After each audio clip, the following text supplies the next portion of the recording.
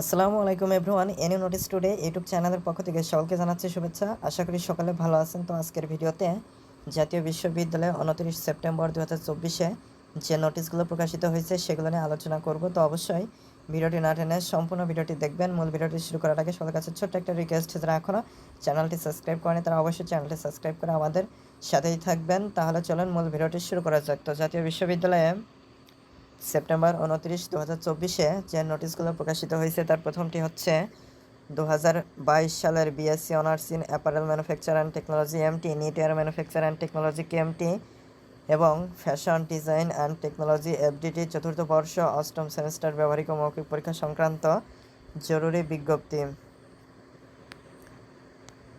এরপরে 2 নম্বরে আছে 2022 সালের ডিগ্রি পাস ও সার্টিফিকেট কোর্স দ্বিতীয় বর্ষ পরীক্ষার সংশোধিত সময়সূচি।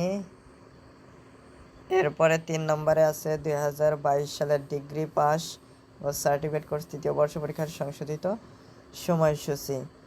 তো এখানে সেপ্টেম্বর 29 এবং সেপ্টেম্বর 28-এ 3টা নোটিশ প্রকাশিত হয়েছে, যেগুলো আপনাদের সাথে আলোচনা করলাম।